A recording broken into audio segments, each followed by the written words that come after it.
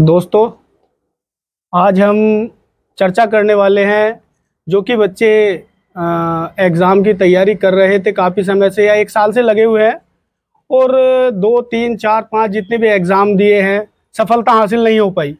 जैसे कि UP police की अभी भर्ती जो चल रही थी उसमें डॉक्यूमेंट्स वेरिफिकेशन वगैरह हो चुका है, उसमें भी कुछ बच्चे बाहर हुए हैं। और हमारे सामने एक चेहरा है सुमित जी, जो कि इनका परिचय कराना उचित नहीं रहेगा। मैं तो ये मानता हूं अगर आप इनका परिचय मांग रहे हो तो ये समझो शेर के मुंह में हाथ दे रहे हो। तो सुमित जी अपने अनुभव शेयर करेंगे, इन्होंने कितना स्ट्रगल किया है और कितने एग्जाम दिए, कितनी सफलताएं मिली और कहां कहां से ये बाहर हुए। सुमित जी बताइए कुछ इस बारे में। सभी साथियों को नमस्कार। मेरा नाम सुमित कुमार है। मैं अभी उत्तर प्रदेश पुलिस में एक कांस्टेबल के पद पर कार्यरत हूँ और अपनी सेवा दे रहा हूँ। जैसे कि अभी सभी को पता है कि डीवीपीएसटी हुआ है यूपी पुलिस में और काफ़ी बच्चे बाहर भी हुए होंगे। तो इसमें जब डीवीपीएसटी से या फिर किसी भी मोमेंट से जब हम लोग बाहर होते हैं तो हमें बहुत दुख होता है, क्योंकि मैं भी इस परिस्थिति से गुजरा हूँ।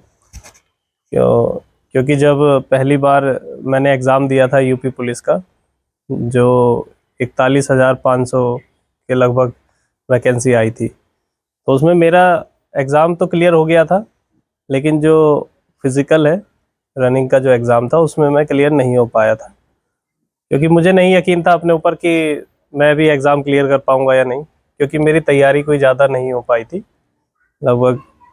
फिर अचानक से उसमें नंबर आया तो 4 दिन बाद ही फिर फिज़िकल हो गया था, तो प्रैक्टिस भी नहीं हो पाई। तो दुख तो होता है, आप सभी को भी हो रहा होगा और होना भी चाहिए। तभी हमें पता चलता है कि हाँ, हमारी मेहनत कितनी अच्छी थी, हम कितनी लगन से इसके लिए तैयारी कर रहे थे। क्योंकि अगर दुख नहीं होगा तो इसका मतलब है कि आप अपनी तैयारी को ज़्यादा सीरियस नहीं ले रहे हैं। फिर उसके बाद मेरा नसीब थोड़ा अच्छा रहा कि 49,000 वाली वैकेंसी आ गई और वो मैंने फॉर्म फिल किया। फिर उसमें एग्ज़ाम दिया, एग्ज़ाम क्लियर हुआ। फिर लगभग उसमें 1 साल का समय लग गया फिज़िकल का एग्ज़ाम होने में, तो मुझे समय मिला काफ़ी। तो मैं फ़िज़िकल की तैयारी करता रहा, तो फिर मेरा फ़िज़िकल भी क्लियर हो गया। फिर उसके बाद किसी मोमेंट पे मुझे रुकना नहीं पड़ा। फिर वही चीज़ है कि जैसे कहते हैं कि जब आपको दुख होता है और उसके बाद जब आपको खुशी मिलती है तो उसका कोई ठिकाना नहीं होता है। ऐसे ही जब आपको भी कोई दूसरे एग्ज़ाम में जब खुशी मिलेगी तो आपको ये दुख याद नहीं रहेगा। अभी तो आपको ये दुख बहुत बड़ा लग रहा होगा कि मैं इतने सालों से तैयारी कर रहा हूँ या मुझे इतना समय हो गया है, मेरा एग्ज़ाम नहीं क्लियर हो पाया है। लेकिन यकीन मानिए कि आपकी मेहनत कभी बेकार नहीं जाएगी। भविष्य में क्या लिखा है ये तो कोई नहीं जान सकता, लेकिन ये है कि आप अपने भविष्य बनाने के लिए तत्पर रहें, उसमें कार्य करते रहें। ज़रूरी नहीं है कि यूपी पुलिस में अगर आप लोग बाहर हो गए हैं तो उसमें आप ही का कोई रीज़न हो। कई बार ऐसा होता है कि हमारी मेहनत अच्छी होती है लेकिन काफ़ी ऐसे कारण होते हैं जिनमें हम कुछ कर नहीं पाते हैं, तो उसके लिए हमें थोड़ा तैयार होना पड़ता है। जो हाँ हमारी कमी है हम उसको सुधार सकते हैं, लेकिन जो क्राइटेरिया पूरा करने वाली बात है, जैसे किसी के डॉक्यूमेंट में कोई कमी है उसको सुधारा जा सकता है, थोड़ा बहुत अपने फिज़िकल को अच्छा किया जा सकता है। लेकिन जैसे देखने में आता है कि हाइट में काफ़ी बच्चे रह जाते हैं, अब उस हाइट के लिए हम कुछ नहीं कर सकते हैं। उसके लिए तो हमें फिर दूसरी ही राह ढूंढनी पड़ती है। कोई ऐसी राह ढूंढी जाए जहां हमारी इस कमी को ना नापा जाए, क्योंकि जो हमारी कैपेसिटी है पढ़ने की वो तो कम नहीं हुई है, क्योंकि हमने एक एग्ज़ाम क्लियर करा है। तो बिल्कुल बेशक जायज़ बात है कि हम दूसरे एग्ज़ाम को भी क्लियर कर सकते हैं। तो आप सिर्फ यूपी पुलिस के चक्कर में ना रहें, और भी काफ़ी एग्ज़ाम आते हैं। यूपी SSSC के एग्ज़ाम आते हैं, जैसे कि अभी ग्रुप डी के भी एग्ज़ाम आने वाले हैं, या और भी डिपार्टमेंट से एग्ज़ाम निकलते हैं। सेंट्रल गवर्नमेंट के एग्ज़ाम निकलते हैं, SSC हर साल एग्ज़ाम कराती है।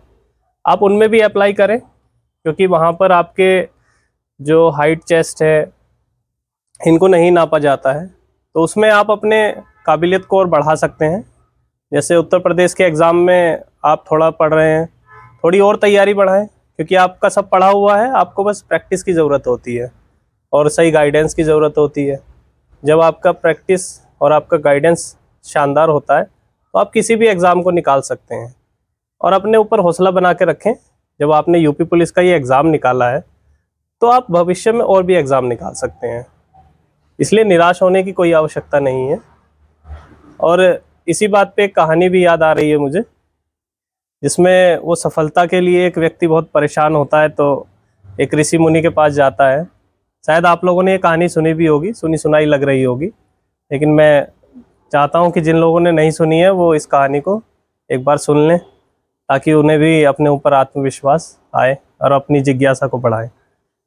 तो एक व्यक्ति जाता है ऋषि मुनि के पास, वो कहता है कि ऋषि जी, हमें जो है सफल होना है, हमें कुछ मार्ग बताइए सफलता का। तो ऋषि मुनि को लगता है कि शायद इसमें कोई जिज्ञासा नहीं है, तो वो ऐसे ही उसे टाल देते हैं। लेकिन वो व्यक्ति बहुत जिज्ञासु था, जानना चाहता था कि सफलता कैसे पाई जाए, क्या कारण हो जिससे कि सफलता को जल्दी पाया जा सके। तो ऋषि मुनि उसे कल आने के लिए कहते हैं। फिर वो कल सुबह नहा धोकर तैयार होकर ऋषि मुनि जी के पास जाता है।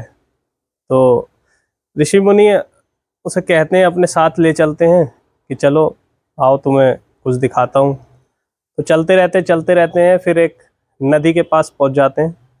फिर वो नदी में स्नान करने लगते हैं। वह व्यक्ति दूर से खड़ा होकर देखता रहता है, लेकिन कुछ दिखाई नहीं देता। तो वो अचानक से फिर नदी में उतर जाता है। ऋषि मुनि के पास जाकर कहता है कि अब मुझे बताइए क्या दिखाना चाहते हैं।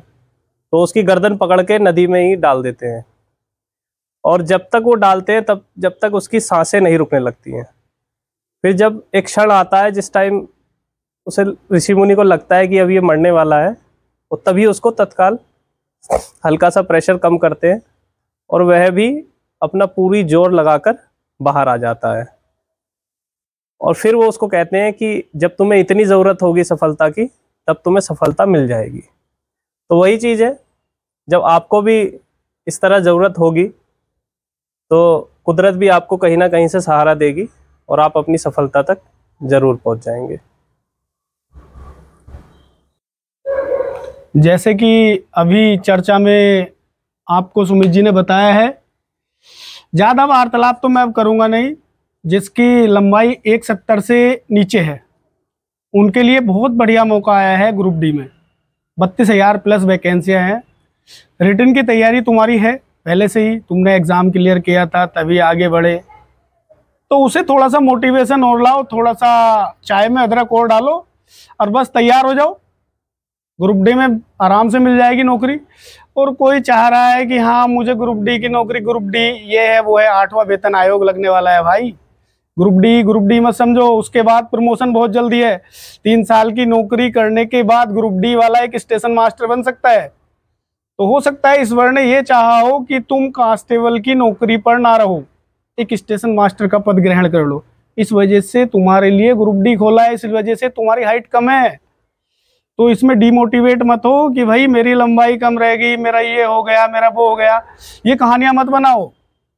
कहानी बनाने के लिए तो समय बाद में बचा है। ग्रुप डी से जब तुम नौकरी करोगे, ट्रेन में यात्रा करोगे, पूरा भारत भ्रमण हो जाएगा बिना टिकट के। आम लोगों को तो टिकट लेना पड़ता है, कहाँ जाना है, हमें काशी जाना है, अरे काशी वाली ट्रेन में बैठ जाओगे, हरिद्वार जाना है हरिद्वार वाली में बैठ जाओगे। मस्ती भरी जिंदगी है, समय ऐसे ही व्यतीत हो जाएगा। तैयारी करो। रेलवे की आरपीएफ की वैकेंसियां आने वाली है। केंद्र सरकार बहुत वैकेंसियां निकाल रही है, ऐसा नहीं है कि वैकेंसी नहीं आ रही है, लेकिन समय के अनुसार ही तो वैकेंसी आएंगी भाई। अभी 8वां वेतन आयोग लग रहा है, सैलरी बढ़ रही है, तो कहीं ना कहीं से तो बजट बनेगा। अभी लग रहा है तुम्हें कि 8वां वेतन आयोग इन्होंने क्लियर कर दिया एकदम आ जाएगा, नहीं। जनवरी आने वाली है, अभी तो उसके लिए टीम गठित होगी, सब कुछ होगा, लेकिन जब तक तुम नौकरी पे जाओगे 8वां वेतन आयोग लग चुका होगा। तैयारी करो।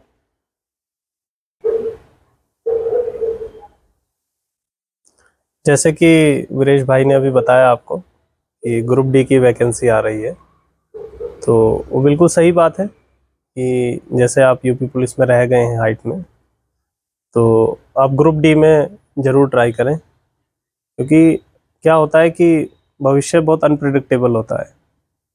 जैसे एक कहानी अगर मैं आपको बताऊं, तो एक भैया हैं लोकेश, जो हमारे ही कोचिंग सेंटर पे पढ़ा करते थे। तो उन्होंने सबसे पहले जो एग्ज़ाम क्लियर किया था वो ग्रुप डी ही था, लेकिन वो ये थे कि आप उन्हें सेटिस्फेक्शन वहाँ पे नहीं मिल रहा था। उनके अंदर कहते हैं कि आग लगी हुई थी एक, कि उन्हें और अच्छी पोस्ट पे जाना है। अब ये था कि उनके पास नौकरी तो उनके हाथ में थी, लेकिन सेटिस्फेक्शन नहीं था, तो इसलिए वो और तैयारी करते रहे। तैयारी करते करते वो आज के समय में लोको पायलट के पद पर हैं। ग्रुप डी में जब उनका सिलेक्शन हुआ तो उसके बाद वह लखनऊ में उन्हें पहली पोस्टिंग मिली, बादशाह नगर में। वहाँ से उनका सफ़र शुरू हुआ लोको पायलट बनने का। इंटरनल एग्ज़ाम देते रहे, देते देते आज वो इस लेवल पर आ गए हैं कि वो एक लोको पायलट हैं। और आप शायद जानते हो ना भी जानते हो, लोको पायलट की जो जॉब है वो ए क्लास जॉब होती है, और इसमें जो फैसिलिटीज़ दी जाती हैं वो भी अपने आप में बहुत शानदार है। जो आप बड़े हाई क्लास जॉब की प्रोफाइल देखते हैं, जो फैसिलिटीज़ उसमें है लगभग उनसे बेशक थोड़ा नीचे है, लेकिन वैसी ही फैसिलिटीज़ दी जाती हैं। तो इसलिए आप ये ना सोचें कि ग्रुप डी का जो एग्ज़ाम है वो छोटा मोटा एग्ज़ाम है। एक सरकारी नौकरी अपने आप में बहुत बड़ी बात होती है। आप सभी लोग जानते हैं कि समाज में या हमारे आस पड़ोस में किसी को पता चले कि किसी की सरकारी नौकरी लग गई है तो उसका सम्मान अपने आप बढ़ जाता है, और किसी को पता चले कि सेंट्रल गवर्नमेंट की है तो उसके तो क्या ही कहने।